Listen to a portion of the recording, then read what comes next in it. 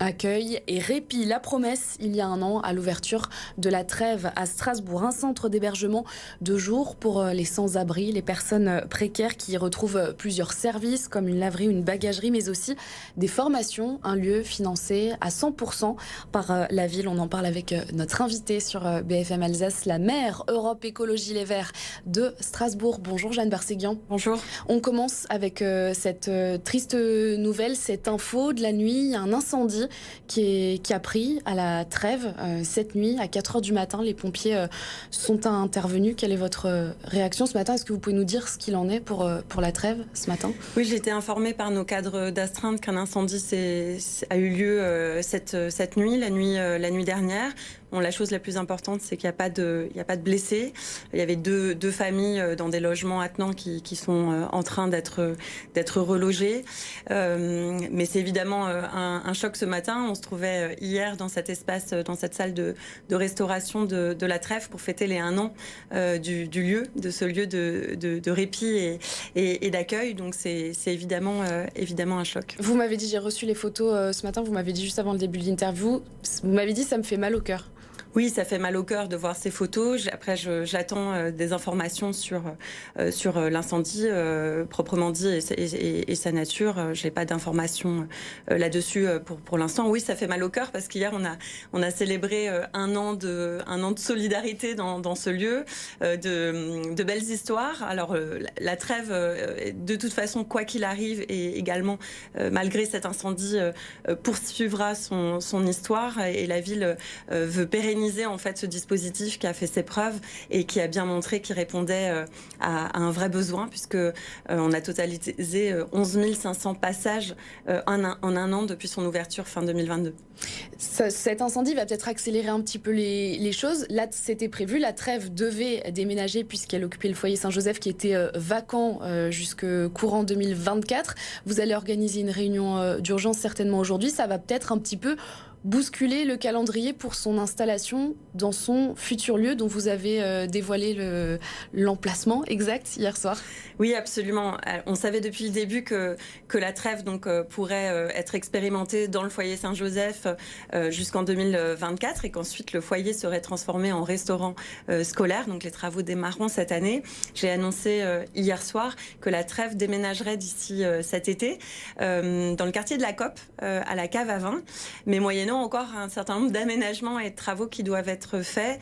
Vous l'avez dit, vraisemblablement une réunion d'urgence aujourd'hui et ces jours-ci au vu de l'incendie pour trouver peut-être un autre lieu d'atterrissage ou accélérer les choses.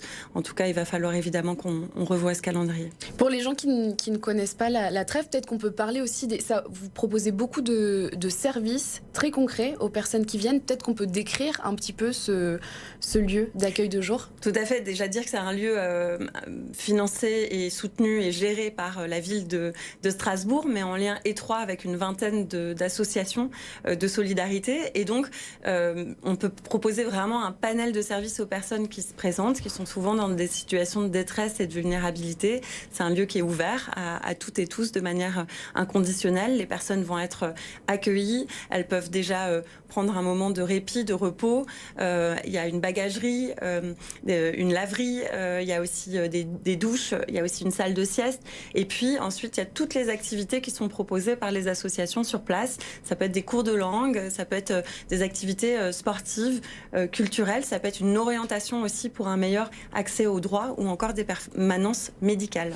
Et 1 an après, du coup, quand on fait le bilan, est-ce qu'on se dit toute cette offre, toutes ces propositions, elles correspondent aux besoins ou il faut les faire évoluer? Est-ce que ça fait déjà partie de la discussion, notamment pour la future installation? Alors évidemment, on tirera toutes les leçons du bilan, mais globalement, les associations présentes ainsi que nos équipes de la ville, donc on a 4 permanents et on avait aussi 5 vacataires et 2 stagiaires cette année, nous disent que globalement, ça répond aux besoins. Alors on ne savait pas exactement la manière dont les personnes s'en empareraient, mais elles sont là chaque jour. C'est en moyenne une 60aine de personnes qui viennent à la Trève. On a eu des pics aussi jusqu'à 100 personnes. Donc Donc il y a besoin de ce lieu d'accueil de jour.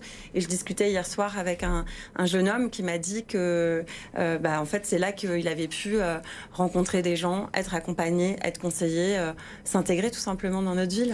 Ça répond véritablement à un manque. On sait la question de l'hébergement d'urgence en France, elle est compliquée. Il manque beaucoup de places. L'accueil de jour aussi, qui est un manque.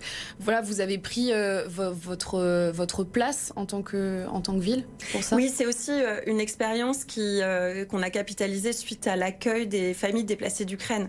On avait, vous vous en souvenez, ouvert un centre de pré-accueil à la salle de la Bourse, et ça nous a permis d'accueillir de manière très efficace, à l'époque en lien avec l'État, mais aussi avec des associations, d'accueillir les personnes dignement et de les orienter vers les solutions d'hébergement, d'intégration, d'accès à leurs droits.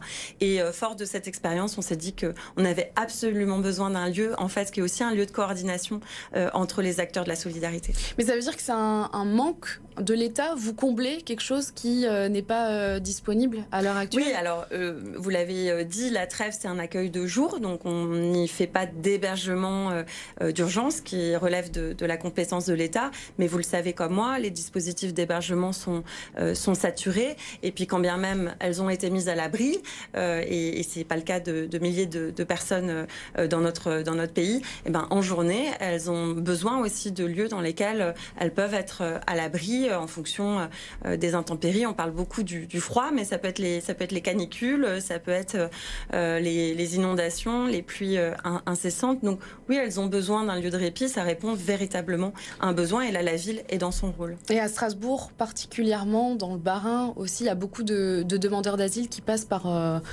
notre région. C'est un vrai besoin. Oui, alors il n'y a pas que des demandeurs d'asile, mais il y en a aussi, effectivement. En fait, le principe d'un lieu d'accueil inconditionnel, c'est qu'on ne demande pas le statut des personnes. Hein. Donc, et que, quel que soit leur statut, leur parcours, leur nationalité, eh bien, elles sont accueillies de la même manière et accompagnées. Parce que les gens qui viennent à la trêve, il y a aussi par exemple des personnes qui vivent dans des logements qu'on qualifie d'insalubres, par exemple, dans des conditions précaires. Oui, ça, c'est aussi le. Vous savez que la précarité augmente pour plein de raisons, crise du logement, manque d'accès aux droits avec les dématérialisations qui rendent difficile parfois le fait d'avoir tout simplement accès aux droits dans notre pays, et puis l'inflation. Donc c'est vraiment une hausse de la pauvreté croissante dans notre ville, mais aussi dans toutes les autres villes de France. Et donc moi j'attends évidemment de l'État et du nouveau gouvernement qu'enfin ils se saisissent de ces questions. Et on suivra sur BFM Alsace l'installation donc de la trêve dans son nouvel écrin dans les mois qui viennent. Jeanne Berséguian, maire Europe Écologie Les Verts de Strasbourg, merci d'avoir été avec nous dans Bonjour l'Alsace. Merci beaucoup.